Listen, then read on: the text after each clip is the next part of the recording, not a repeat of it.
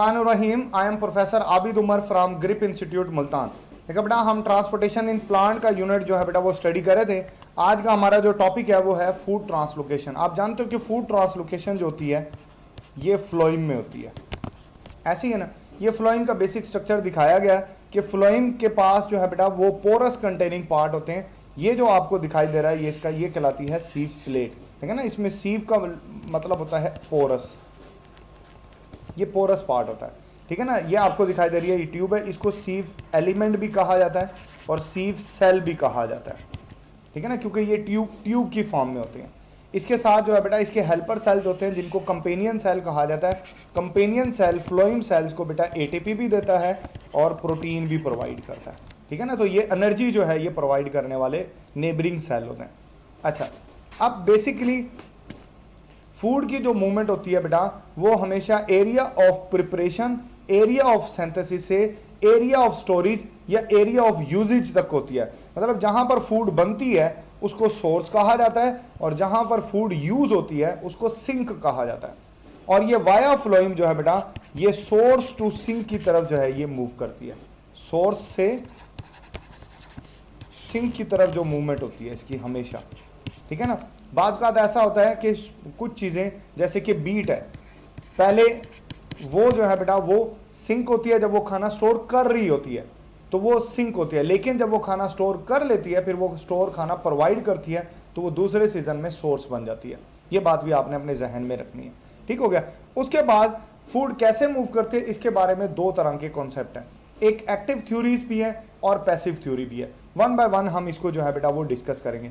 चल, सबसे पहले तो ये हनी ड्यू क्या होता है। ये एक जो है बेटा हनी ड्यू क्या होता है। हनी ड्यू बेसिकली जो है बेटा फ्लोइम की कंपोजिशन जानने के लिए, फ्लोइम कंपोजिशन क्या होती है इसको देखा जाता है। देखें, एक एनिमल होता है उसको कहते हैं एफिड। एफिड जो है आप जानते हो कि ये एक फ्लोइम फीडर है, आपने पढ़ा है ये फ्लोइम फीडर है। ये फ्लोइम को बेटा फीड करता है, पंचर करता है। इसके पास एक स्पेशल स्ट्रक्चर होता है उसको स्टाइलिड कहते हैं। स्टाइलिड से ये पंक्चर करेगा फ्लोइम को, ठीक है। और जो है वहां से जो है बेटा जो लिक्विड लीक होता है ये उसको ड्रिंक करता है। फिर इसकी टेल से जो है जो लिक्विड निकलता है, इसकी टेल से जो लिक्विड जो है बेटा वो रिलीज होगा उसको हनी ड्यू कहा जाता है। This will call Honey due, ये आपने याद है। अब हनी ड्यू की जो कंपोजिशन है ना, ड्यू जो कंपोजिशन होती है वो बड़ी इंपॉर्टेंट है। इसमें जो है बेटा 15 या यूँ ले लें 10 to 25% जो है वो ड्राई मैटर होता है, बाकी सारा लिक्विड यानी मोस्टली वाटर होगा, ठीक हो गया। मतलब 75 to 90 वो लिक्विड का पार्ट होता है, 10 to 25% इसमें ड्राई मैटर होता है। इसमें 90% जो है बेटा वो अगर आप देखोगे ना 90% इसके अंदर जो है, बल्कि 99% जो है वो इसके अंदर जो है बेटा वो सक्रोज होता है इसका, और 1% जो होता है वो इसमें नाइट्रोजनस वेस्ट होगा। ये कंपोजिशन होती है इसकी, ठीक हो गया। चल आगे चलते हैं नेक्स्ट। अब ये फ्लोइम के अंदर मूवमेंट कैसे होती है, जैसे कि अभी मैंने आपको कहा कि बेटा इसमें दो तरह की थ्योरीज हैं, एक एक्टिव थ्योरी है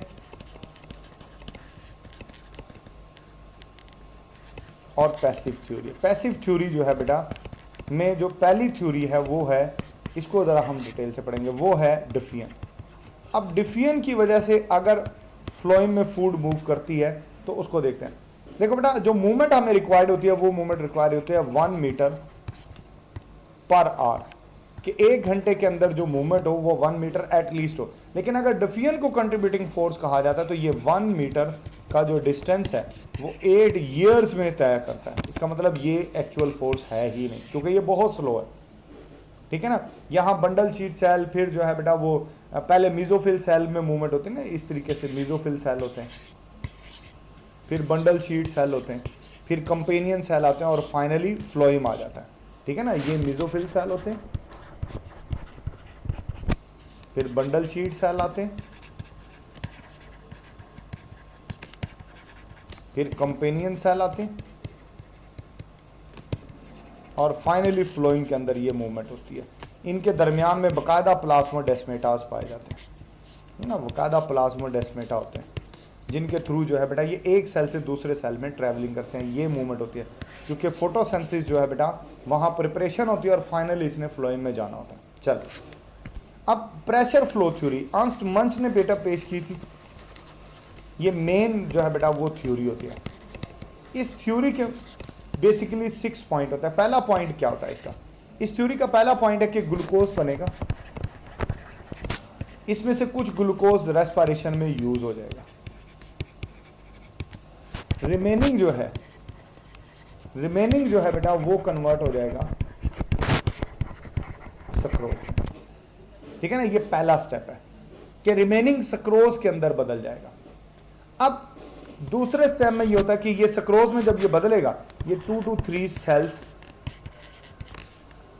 डिस्टेंस ट्रेवल करेगा। ठीक है, इसमें ये एपोप्लास्ट पाथवे भी अडॉप्ट करेगा और सिम्प्लास्ट भी करेगा।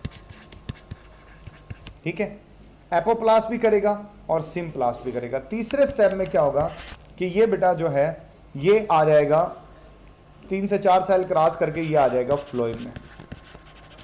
फ्लोएम में आने से क्या होगा कि इसका जो वाटर पोटेंशियल है वो डिक्रीज कर जाएगा।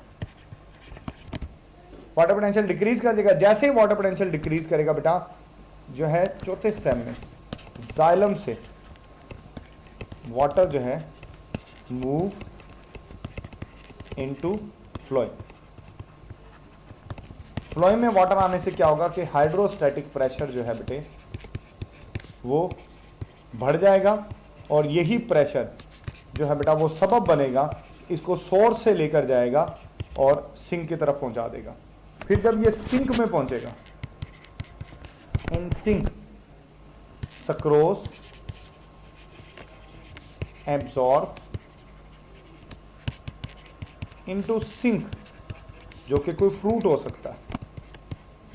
ठीक है, सिंक में हो जाएगा तो उससे क्या होगा कि सक्रोज के निकल जाने से इसका वाटर पोटेंशियल जो है बेटा वो क्या होगा, वो इंक्रीज कर जाएगा। ठीक है, इंक्रीज करने से वाटर जो है बेटा मूव रिटर्न्स टू जाइलम, वो जाइलम में चला जाएगा। मैं दिखाता हूं आपको, देखें, ये देखें, ये तीसरे स्टेप के अंदर जब यहां पर सक्रोज आता है तो वाटर पोटेंशियल बढ़ता है। तो ये देखें पानी आ रहा है, ये पानी की वजह से ही मूवमेंट हो रही है नीचे की तरफ, है ना, नीचे की तरफ जाएंगे। ये चला गया, सक्रोज इधर चला गया, ये देख लें वाटर 5वें स्टेप के अंदर वाटर वापस आ जाता है। ये चौथे स्टेप में वाटर यहां जाता है। ठीक हो गया, 5वें स्टेप में ये वापस आ जाएगा जाइलम में और फिर पानी अपनी मंजिल को चल पड़ेगा। ठीक है ना, मतलब वाटर की वजह से ये जो है ये मूवमेंट होती है। छठे स्टेप में बेटा 6 स्टेप में ये बताया गया है कि ये जो प्लेट होती है,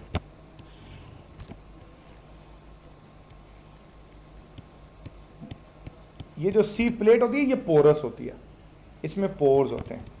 ठीक हो गया, पोर्स होने की वजह से ये बेटा प्रेशर ज्यादा जनरेट हो, इसके लिए जो है पता क्या करती है, ये सक्रोज को ड्रॉप बाय ड्रॉप नहीं नीचे गिराती, ड्रॉप बाय ड्रॉप नहीं गिराती, बल्कि सक्रोज को पहले ऊपर इकट्ठा किया जाता है काफी सारा, ताकि इससे पोटेंशियल के अंदर इतना फर्क पड़ जाए कि ज्यादा क्वांटिटी में वाटर आए। जब ज्यादा क्वांटिटी में वाटर आएगा तो हाइड्रोस्टैटिक प्रेशर ज्यादा बिल्टअप होगा और वो प्रेशर जल्दी इसको जो है बेटा वो पुश करेगा, ये जल्दी जो है ये अपना डिस्टेंस जो है ये ट्रैवल कर लेगा। तो दैट्स वाई ये प्लेट के ऊपर अकोमोडेशन है। 6 स्टेप यहाँ पर हमारा ये टॉपिक मुकम्मल हो गया है। आपके जहन में कोई कन्फ्यूजन हो, कोई मसला मसाइल हो तो आप मुझसे ज़रूर डिस्कस कीजिएगा।